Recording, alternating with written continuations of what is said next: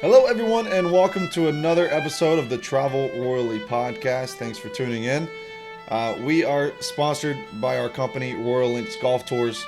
We specialize in customizing golf trips to the British Isles, Scotland, Ireland, England, and Wales.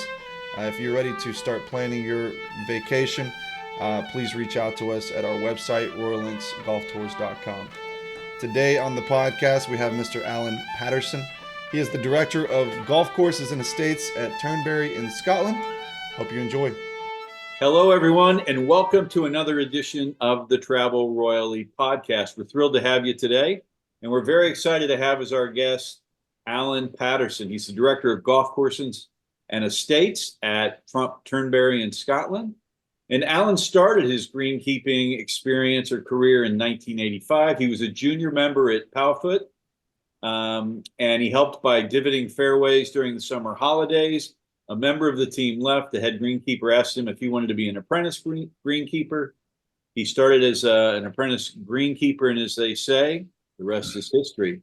From there, he moved on to Glen Eagles Hotel, where he was responsible for the King's Course, the Queen's Course, and the Wee Course. He left in 2005 to be the course manager for the construction crew and the grow-in crew at the 7th course at St. Andrews, which is now known as the Castle Course. From there, he moved to where he is now, which is at Turnberry, and that was in 2015. And it was a busy start to his career there because they were doing a resort renovation. They had a new pitch and putt. A short range practice facility was built. And then immediately following that, they had the Rico British Women's Open that July, and then the full renovation of the Ailsa Course, and the hotel started in that September. You were hella busy back then, but welcome to the Travel Royally podcast, Allan. Jeff, it's a pleasure. Thank you for having me. Do you like the backdrop I have? I did that just for you. I do like that. Just as we were saying before we came on here, that it'd be nice to see some of that blue sky come back. It's not been the best of winters, but hopefully that's just round the corner. Well, I've been there multiple times, been able to play and stay. I've stayed in both the hotel and in the lodges out kind of down on the lower level. Absolutely fantastic. And I'm not saying this just because you're here, but I truly believe that you have one of the finest courses in the world, let alone Scotland. And you've got a course with just absolutely spectacular views. And the picture behind me literally doesn't do it justice. Yeah, well, I'm very fortunate that it's a very, very special place. I always. There's views, some days that they're stunning, and I sometimes wonder what it'd be like for the person that looks at it for the first time. It doesn't wear on me seeing them every day, certainly. So it's certainly we're fortunate to work in such a beautiful part of the world, and say one of the world's finest golf courses, golf resorts. So yeah, it's a treat. Yeah. Well, I've got. I want to start at the beginning. How did you come to golf in the first place? It was my friends started playing golf, and then they started playing a little bit, and then one of my friends decided that it was time to buy himself a new set of golf clubs. This is probably 1981, 82. So he said, "Look, I've got a set of golf clubs for sale, and you can have them for £35." So I mean, my parents were working class, so £35, they were hard-working people, and at that time money was scarce, shall we say. So £35, it doesn't sound an awful lot of money, but I had a wee bit of savings, and I bought a set of golf clubs. At that point, I think junior membership at Powfoot was, I'm going to say, £45 to £50 a year. Back in the day, that was the good old days where you had, 82. There was a waiting list for junior members, which Wow. I know if you in the current climate, we were talking about that today, that those days are kind of long gone. So started playing golf, got absolutely hooked in it. Powfoot, great little links course in the southwest of Scotland. That's one of these, if people have never played it, great wee part of the world. You've got that. You've got Silerness just round the corner as well. So a great little private members club. Out of bounds right on the first 4 holes, so not conducive to a slicer. But great, loved it. Just got hooked on golf. Again, was never good enough to be, professional or think about being professional. And then I used to help out, as I said, Divot fairways with the school kids. Used to go in the school holidays. Yeah. A member of staff left, and head greenkeeper Ian Taylor, rest his soul, came along and said, "Do you want to be an apprentice greenkeeper?" And I went, "That'll do me." And then that was a 15-second job interview. Yeah. And then so the rest is history. And then you summarised in 30 seconds a 40-year career. Yeah. Well, yeah, but I think it's an amazing career because, as you said, you came from working class parents playing at a little known course called, and I don't mean little known because it's not a great course in Powfoot. I played Southerness and Silithon Solway, which aren't too far away from there, and absolutely love that area of the UK. But you've had a remarkable career. You went to Glen Eagles, which is, a Ryder Cup venue and Jack Nicklaus design course, and it's a wonderful facility. And then you went to St. Andrews, which is one of the best places to work in the world for your profession. And then Turnberry. You've been at three of the certainly top 100, I would say top 50 golf courses in the whole world. Yeah, so we're fortunate. Well, I was at Powfoot and I was deputy there, and my boss at that time, he was probably head greenkeeper, maybe half a dozen years away from retirement. And then out of the blue, Glen Eagles advertised for entry level 1 greenkeepers, which was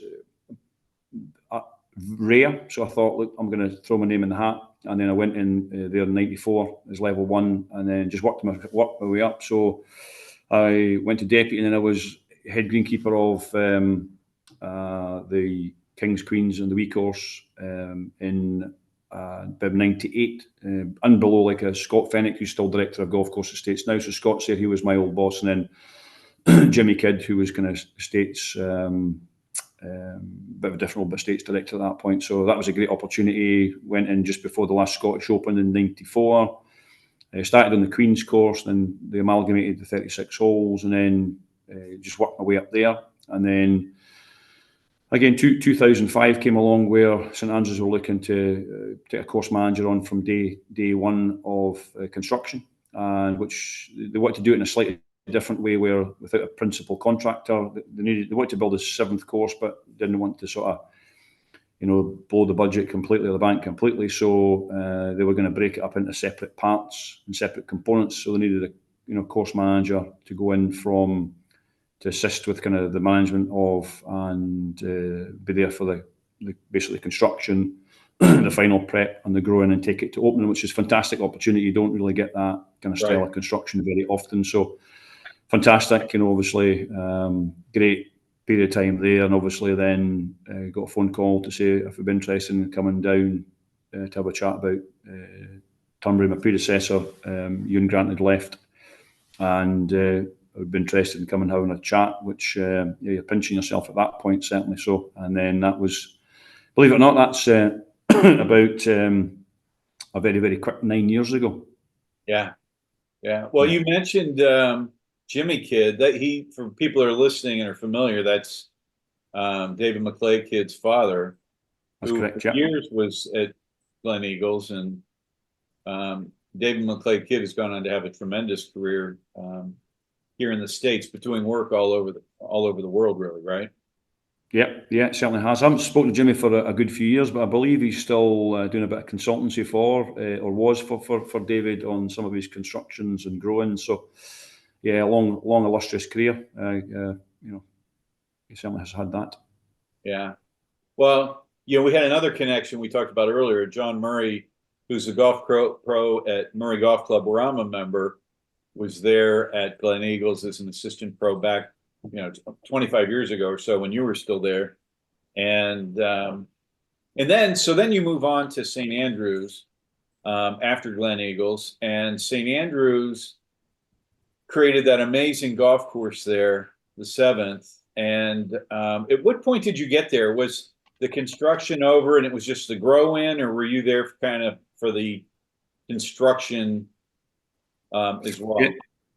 So I started on, get this right, the first week in April 2005, and the first I think dozer blade in the ground was the beginning of March 2005. So literally still 210 acres of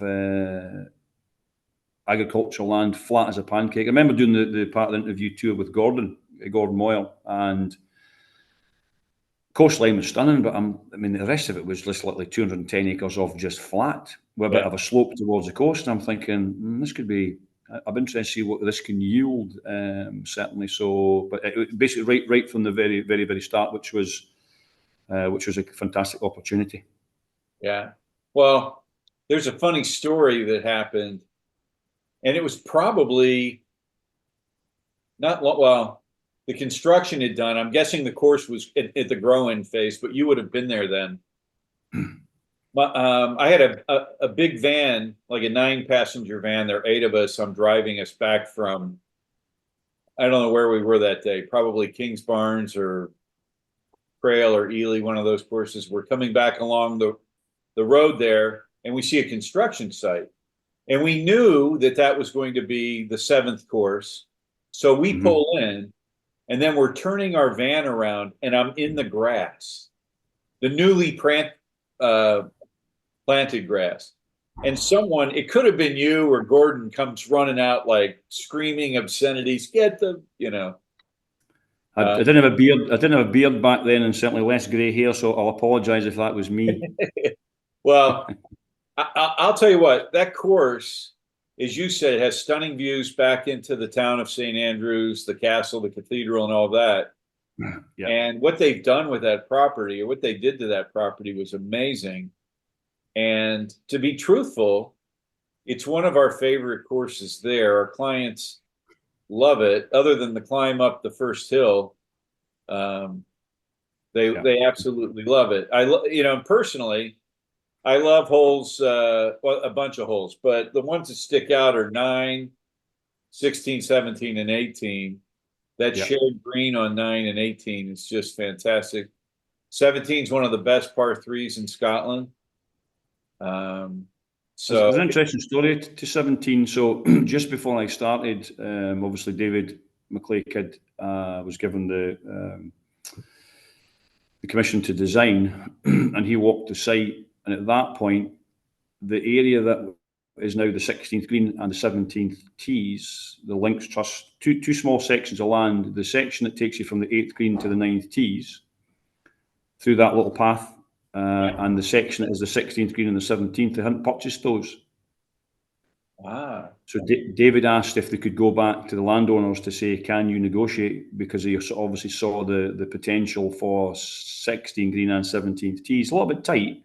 Yeah, he said ideally size-wise, but he says we can't not build that. So they went back, is my understanding, to the landowners that they purchased off to renegotiate to get, because that area, which is the 16th green, 17th tee, if you look up to your right-hand side, I'm not sure if there still is, there used to be an off-road driving area, but that off-road driving area was in where the 16th green, 17th tees was. So part of the agreement for buying that area was that the Links Trust would then build another 4x4 area to the right of that. So, and then again, that little parcel of land from the 8th green to the 9th tees, which is crucial for those. 8's a fantastic little par 3. Yeah. But then you're stuck. So they bought that little parcel of land from, I think it was, at least I bought it from Scottish Water, which brings you to that stunning short drivable par 4, which is number 9. Well, there's still a water treatment plant in the middle of that, isn't there? Or in the middle? Yes, they were interesting neighbours at times. I can when it comes to some of the, especially it was okay. Winter months, they would sometimes do some maintenance, which certainly got your attention. I can imagine. Now, one thing that happened, and I played the course both before and after, but when it first opened, it didn't open to rave reviews. People felt that the greens and the green complexes were kind of harsh or unforgiving. And I know eventually, shortly after opening, they softened it, if that's the right word. Were you involved in that? Yeah. I mean, certainly if you go back to the start of the construction, I remember David Kidd and his kind of lead associate at that time was Paul Kimber.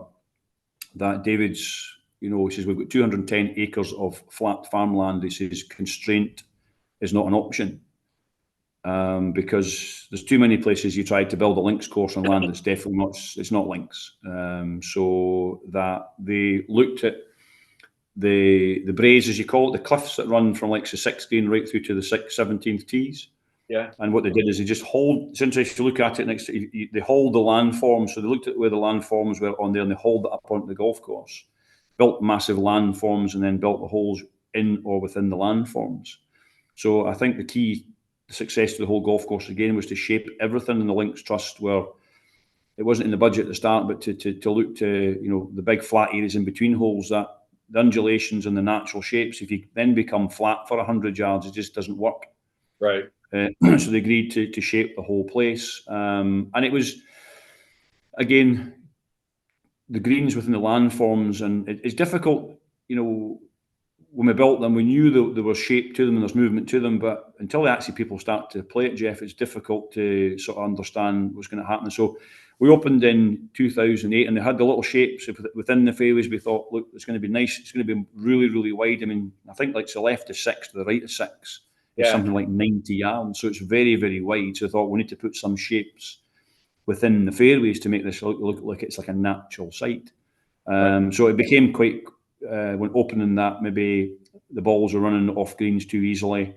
They were getting caught in these tussocks or tufts in the middle of the fairways.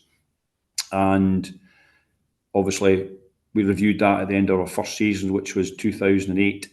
And Gordon, myself and a few others, and I said, look, we need to maybe look at adding some shelves. So we started that pretty much in year one, just building little shelves. Because the USG specification is a tier or a layered construction method. Is people say, well, just take the top off, but you go, well, you've got a set depth of 325 of sand. Yeah. That's critical for performance, for it to work above the gravel layer. So we finished up just adding bits to, like, so the right of the second green where it used to run off. We built that shelf. Right. Right of 3. If you go through, I mean, most green sites have been touched or tweaked. Not the greens themselves, but certainly the surrounds have been lifted up and you've created shelves. And I think if my memory serves me right, in the first couple of years, between either completely removing or turning or twisting some of the tussocks, we did about, I'm going to say about 40. Just to make it more playable, make it more enjoyable. I think there was a big misunderstanding. I think people felt that the greens were unfair, or at least that was the commentary at the time. But but you didn't touch the greens. You touched the surrounding areas that made the greens more playable, really. Yeah. We had David was still involved, but it was Paul Kimber, because Paul was based in Scotland, so he would come onto site. We would kind of feedback. We'd look at where the divots were going to gather, maybe unfairly. Played it ourselves, to be honest. And that you think it's very difficult to hit green like phenomenal hole at number 9. But if you've got no shot to hit it, then it could be the best looking hole in the world. It needs to be enjoyable. Yeah. So what Paul said, well, we're not going to take away, not going to guarantee anybody a par, but what we should be doing is at least guarantee people, if they miss the green, that it should be a bogey.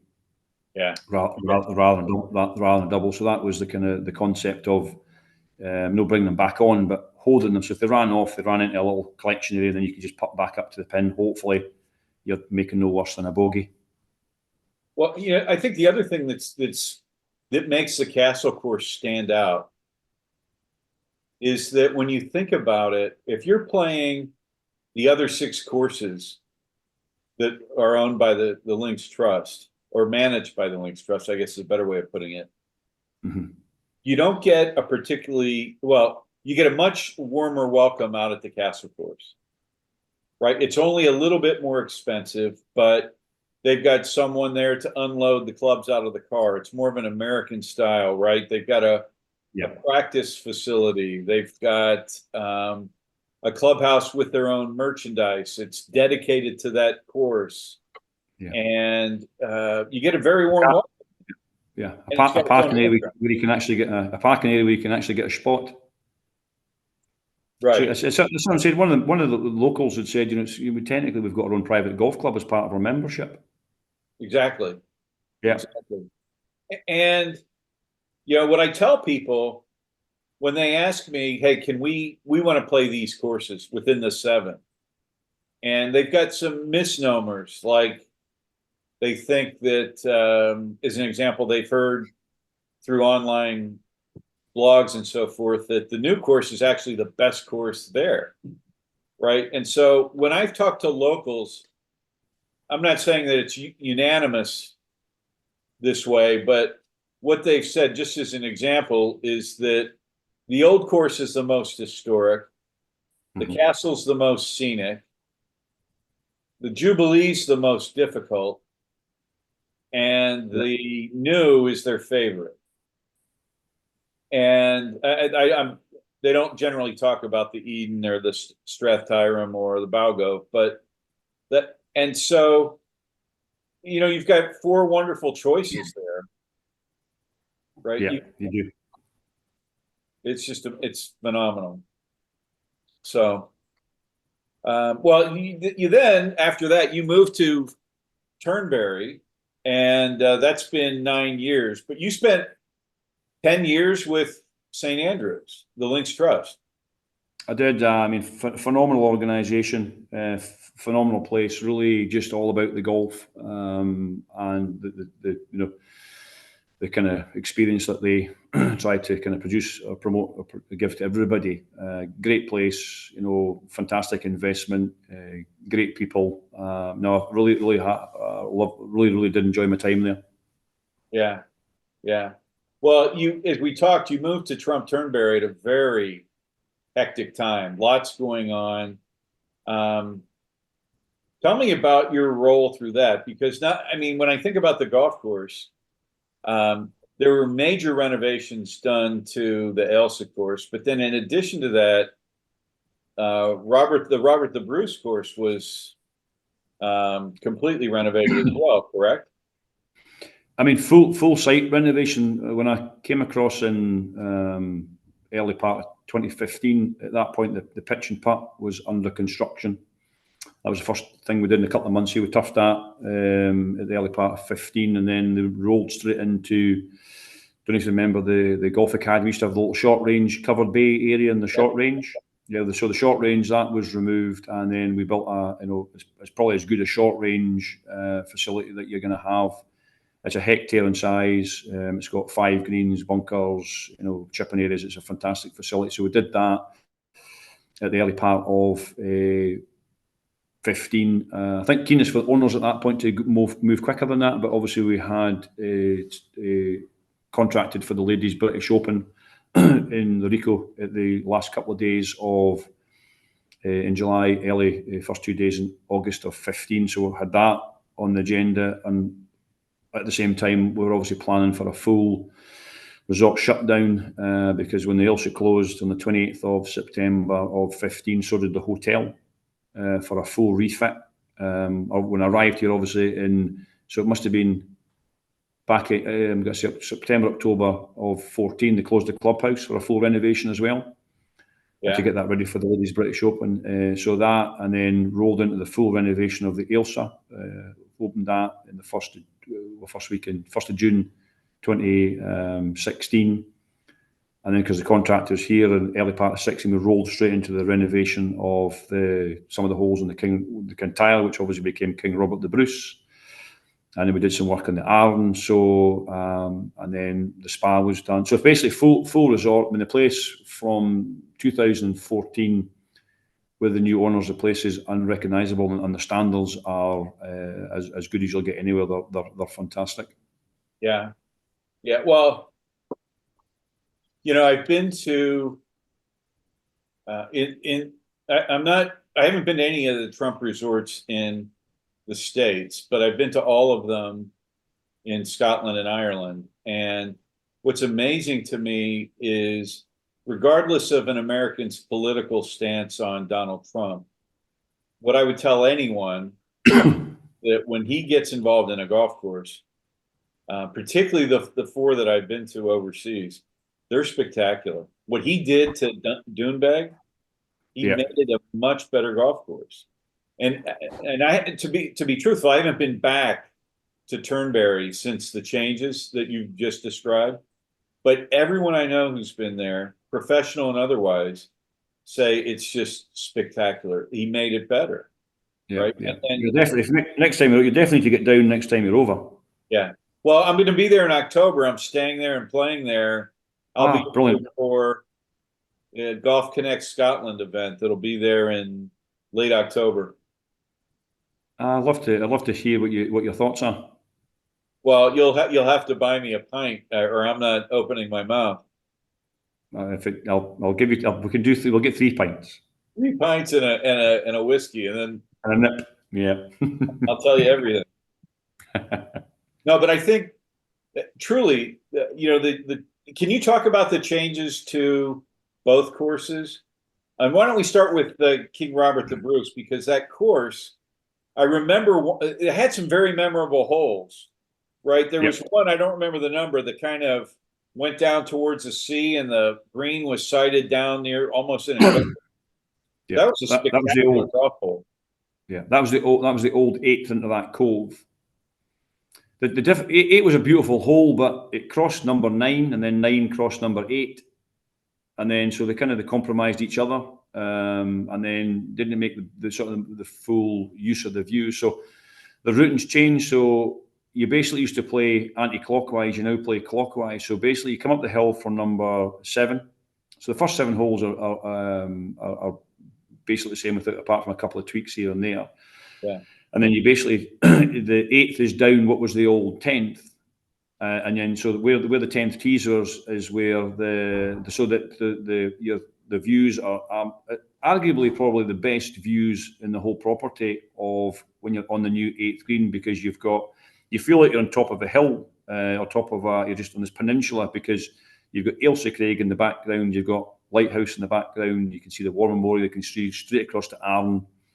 And then 9 plays is over the cove. So where the 8th green used to be, that you play over that cove's now a big open sand area. You play to the 9th green that used to be where the new 9th green is, where the 9th tees used to be. So a stunning difference to that top section. So and then the rest of it, we just did a bunker renovation, and we're still looking at doing some bits and bobs going forward. We'll maybe look at doing some work on some of the tees. So made some significant changes. And again, it's one of these. It's not a shame, but the reality, I suppose, that having a golf course next to one of the world's best is that it overshadows. But I always say, if the King Robert was the golf course that you pegged up every weekend as a member, you would certainly be more than happy. Well, I feel the same way, and I think if you think about it, have you ever played Ballybunion? I have, yeah. Did you play the other course, the Cashin? I tried. It was too difficult for you? I was so windy. And those small greens. Well, I'll tell you what I thought. I played it on a calm day, and I remember when we finished, we were looking at each other like, can you believe how good that is, right? And while the greens are small, we played it on a calm day and loved it. And there are a number of courses like that, whether it's the new or the Jubilee next to the old, or King Robert the Bruce next to the Ailsa Course.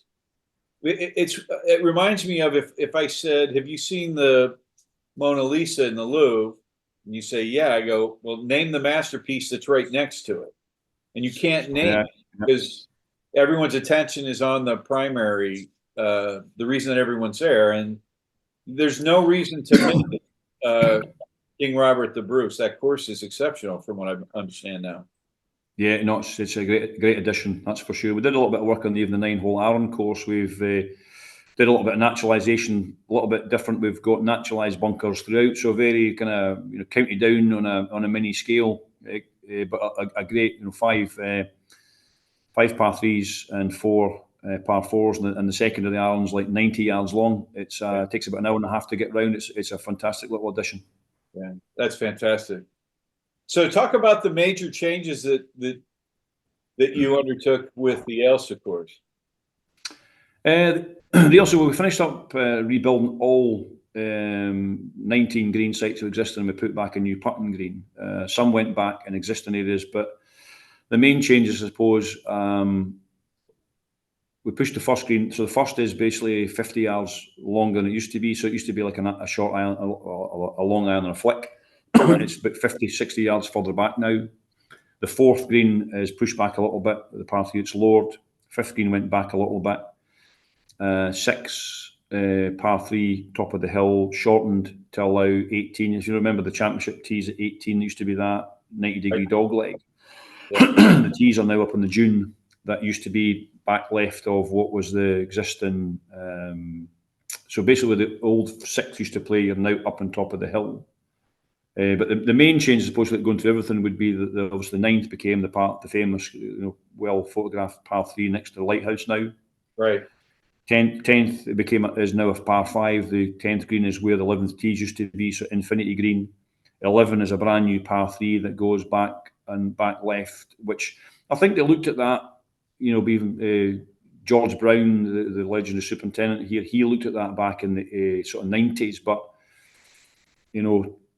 I think that to have an owner with a vision and the I suppose willingness to invest in what needed to what was needed to be invested to get it to where it is now, the previous owners weren't committed to or prepared to do that. So 11 becomes a par 3 long and left where the old hole used to be. 14 is now a par 5 because the 9th went to a par 3. The 14th green is now up on what was the old 9th fairway. So you get another look. When you come up to the 14th green, you're just looking right back down at the lighthouse. Yeah. The coastal holes again. And then 15, 16, 17 is the main change. It was reduced from a par 5 to a par 4 to allow 18 to be played as a straight hole. Got it. And then bunkers were all naturalised on the fairways. And we've went with that kind of... I suppose that northern look Dornoch ski-bow area where we burn the faces off.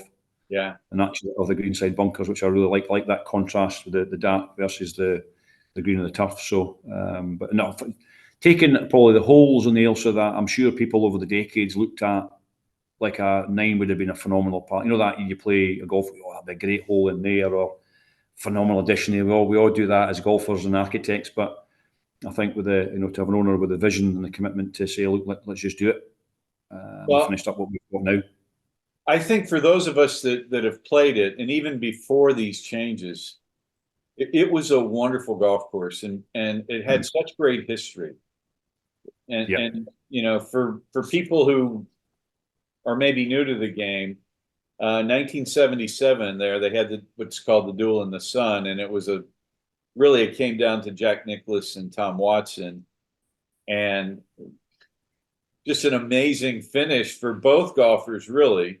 Jack Nicklaus out of the rough and Tom Watson hitting a beautiful approach. It was a wonderful show of sportsmanship at the end where they walked off the green arm in arm. And so that's great history. And then in 2009, of course, Watson was involved again, and hit what he felt was a perfect 8-iron into 18.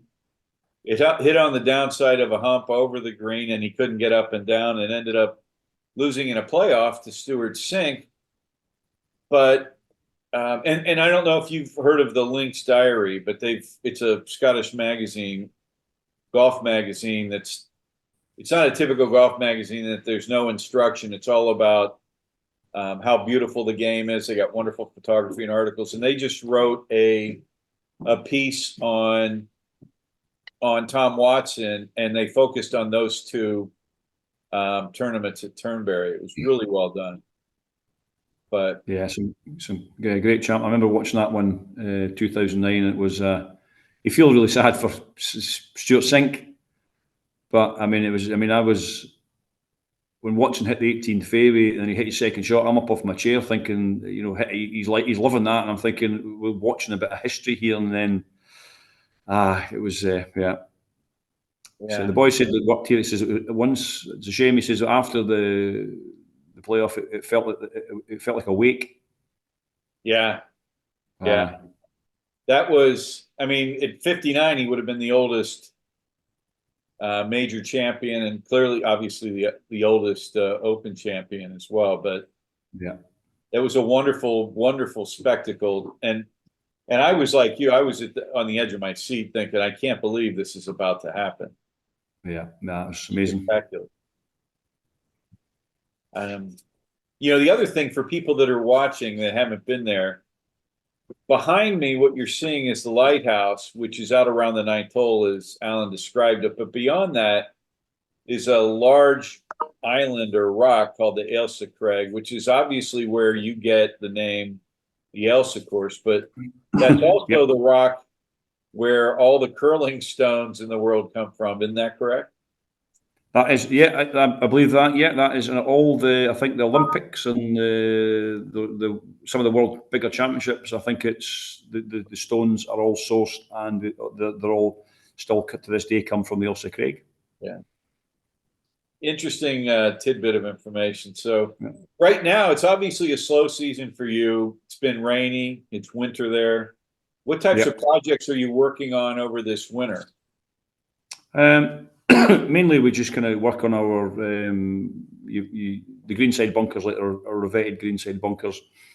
Depending on obviously how much traffic and how much play they get, we'll get an average maybe 2, 3, maybe 4 years on some of them. But we usually try and get through about 30 per year. So not got quite as many done this year because it's been a little bit on the wetter side. But working on that and just turf and grassland management, aerification, and it's still quite a busy course, Brett, because I think the days of not seeing an awful lot of winter traffic, members still want to play, and we're still busy, so we're obviously still prepping for golf.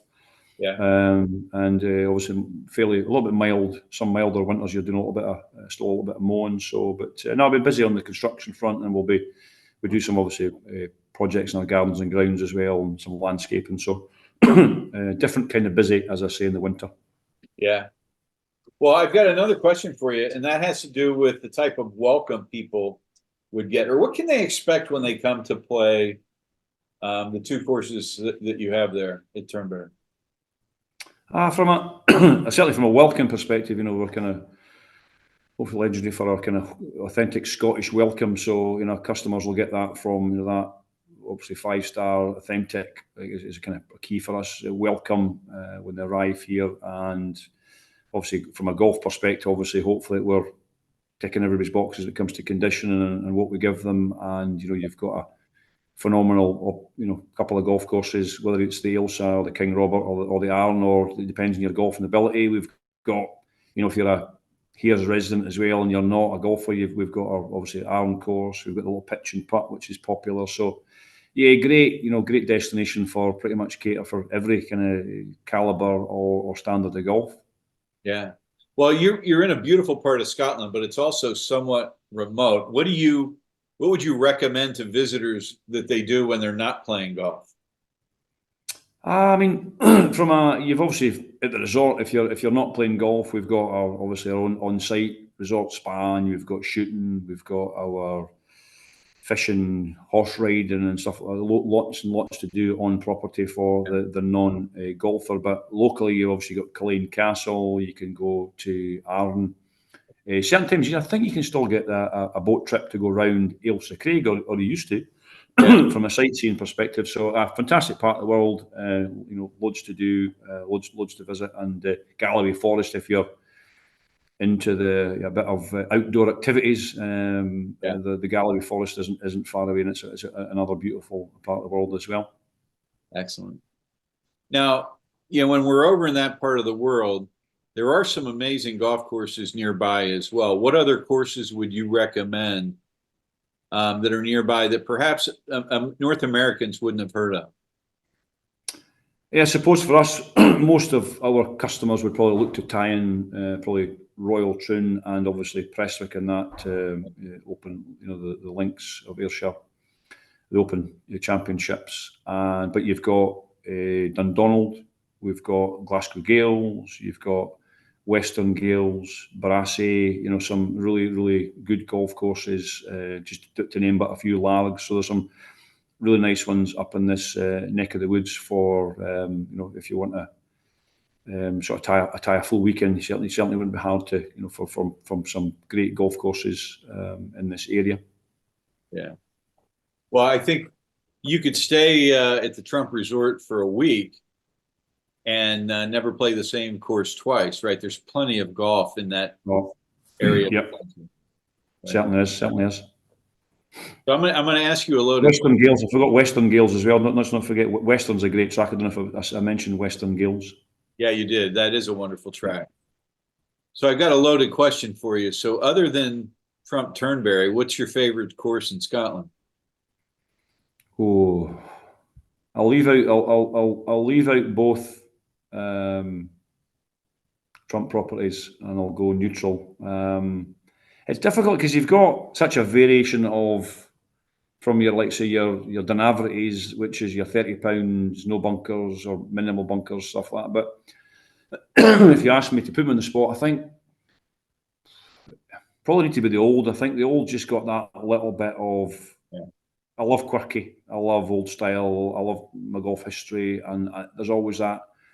Yeah. You'll see it yourself, Jeff. There's just something. The aura and the just you can feel the history when you even stand on that first tee. That I've taken guests on that they can barely peg it up. The hands are shaking that much. Yeah. And it's just a wonderful place. And I think the atmosphere of the town. So I'd probably go with. Just that bit different. There's some other fantastic tracks that we've played, but I think if you nail me down to one, I would probably say the old course. Yeah, I know you've played it quite a bit, having lived there, and I've played it about a dozen times. I told someone this morning that if I had a tee time, and I was with someone who hadn't played, I'd gladly give it up to let them have that experience, because I've had it. Yeah, more than my share for someone that lives in North America, but that's a great choice. And it's St. Andrews. It's not just the course; it's the whole town. It's the history of the course and the property and Old Tom and all the great things that have happened there. It's just remarkable. I mean, you watch the professionals, and to them it looks. I always found it difficult to score on. Yeah. It's so hard to get it close. Yeah. It's so hard to trust it because you stand there and you look at it, it's telling you you've got 129 to the pin, and you go, it can't be. Yeah. Can it be? So you hit the club that's going to basically keep you short or hit you way short just to prove a point to yourself. I don't know why we do that. And then you always inevitably finish like 40 yards from the flag. Yeah. Well, I think, like the fifth hole at the old is you don't want to be short there. Yeah. Right. If you're, if anything, you want to be left so that you're more on the 13th side of the green than the fifth. But I remember the more you play there, the more you get the subtlety of it. The breaks of the green, the green, like number 2, the green complex is just unbelievable. Yeah. If you get on the wrong side of some of these, I do remember I was lucky enough to be there for like two. When there was 2 Opens being hosted in 2005 and 10, I remember, I think it was the pin on the Sunday in 2010. Still laugh to this day. The fifth was 86 yards on. Wow, that's crazy, isn't it? Oh, yeah, 86 yards, phenomenal. Yeah, we had I was playing. This is probably 15 years ago. We had a group of friends over. We were playing the old. We were on number 2. And one of my playing companions sunk a 93-foot putt. Right now, there are very few courses in the U.S. where you could even. They're not 30-yard wide greens, right? Yeah.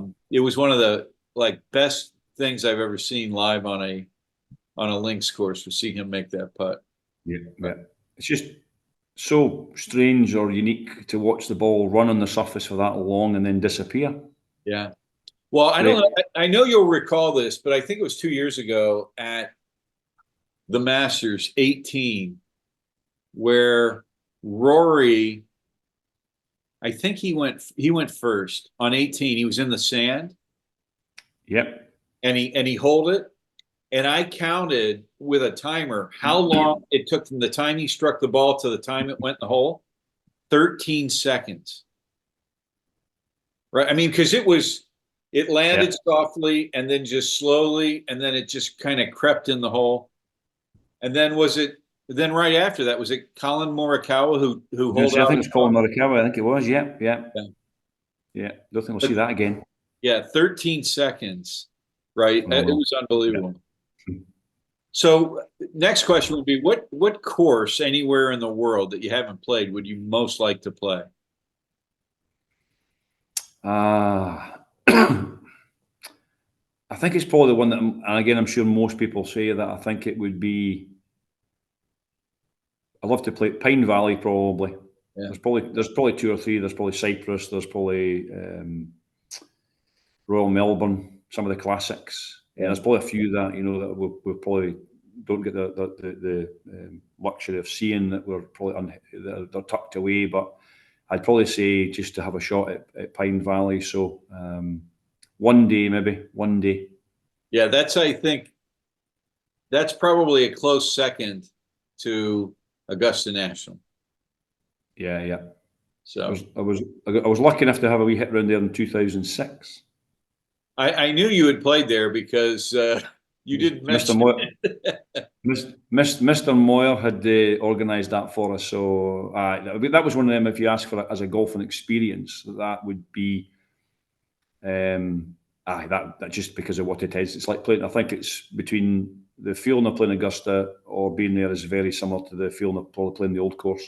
Yeah, I think it's a great experience for any greenkeeper, whether they play it or attend the Masters golf tournament. Yeah, to see the condition that's in.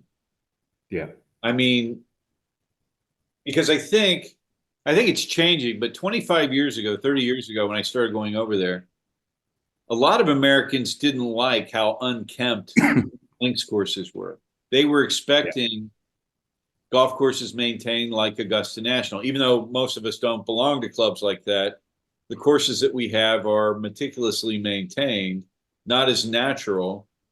And so what was your experience like as a greenkeeper playing that course and seeing the level of attention to detail on every turn?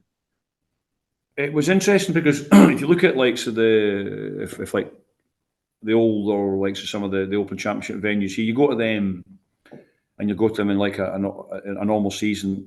When you look at it from an Open Championship perspective, then the guys just do a little bit more, but it looks very, very similar. I don't think that because of the expectation on the properties anyway, or the courses, that I don't think the rise from daily play up to maybe Open Championship play is that big a jump. We're lucky enough to play Augusta in February, but when you watch the tournament, I mean, it is the unbelievable, the difference. It was great when we were there, but it was just a run of the mill setup for the day, and the tournament itself was like, I mean, what a work of art, nothing out of place. So to go from already high to, I mean, almost unachievable for anybody else. Now, I know they've got the resources, and I know they've got the manpower, and they've got the technology, but that to deliver that year in, year out, that just because you've got everything at your fingertips doesn't guarantee success. But just phenomenal. Just round of applause for those guys, that's for sure. I don't know if you know this, but under the flower beds, particularly on the back nine, like the holes 12, 13, 14, they've got heating and cooling units so that they can raise or lower the temperature, so that on Sunday, Masters Sunday, the colors of those azaleas and magnolias are at their perfect bursting color. Yeah. I mean, what those guys deliver every year is phenomenal. For the consistency year in, year out is amazing, absolutely amazing. Now, I've heard what you said about the high condition of a course like Turnberry or the Old Course or Troon or Carnoustie or any of the championship venues, open venues in other parts of the UK. But when I think about that, I've heard it say that on the old course that if they could hold a championship any day of the week, that it's literally that it doesn't get upgraded for the Open Championship. No, not. I mean, for things like the guys will maintain the likes of for the likes of Dunhill, the guys will just continue the maintenance that they do for likes of the autumn medals, and then because of the kind of the sustainability of the turf and how that links tight turf, from an inputs perspective, is hard wearing without a lot of nutritional inputs. It just all the guys will probably do is increase, timely top dressing. Look at when the tournament is and figure out last applications, and then basically it's just increasing frequency of cut, attention to detail, all the detail side of it, and so to lift it from a daily play to an Open Championship is it's a lift, but it's just more kind of doing more of the same as much as anything. Yeah. Oh, that's fantastic. I've got one last question for you, and that is, a lot of the guests that we have that come over are visiting Scotland for the first time. They're playing links golf for the first time. You've been playing golf for a very long time, starting with a 35-pound set of clubs. What advice do you have for North Americans coming over to play links golf in Scotland for the first time? I would probably say one would be maybe buy a 60-degree sand wedge. Would be a good starter for 10. Working on trying to get out some of these links bunkers. I think as well sometimes I think there's always the perception that we're always going to be brown, right?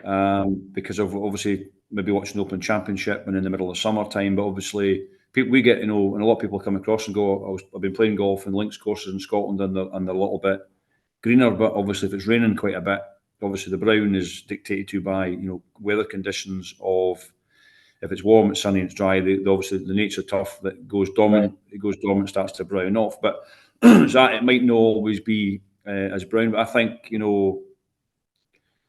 links golf. You played it a lot yourself, Jeff. It's like take the rough with the smooth.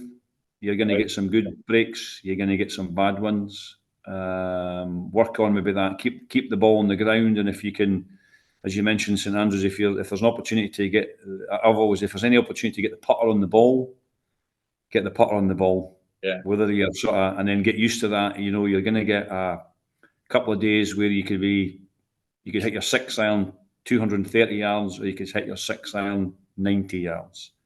So that's something that maybe the US customers or golfers will maybe know used to that sort of the effects of the wind. And I think probably the green speeds of we're not because of the windiness of the sites that our summer is about 9.5, and that's kind of our grass species and our sustainability of our grass species to give us 12 months of golf is just working on not taking them too low, but obviously factoring the fact that you may be putting down 40 mile an hour wind. So probably that. So that's probably the. So your point right now is that Turnberry's perfectly green because of all the rain. Yeah, pretty much. Yeah, we'll be good. So the links golf courses, they'll go brown to basically protect themselves or sustain themselves through dry spells. Pretty much like if you look at the courses that have just been playing in Phoenix, where there's the Bermuda goes brown because it goes dormant. Right.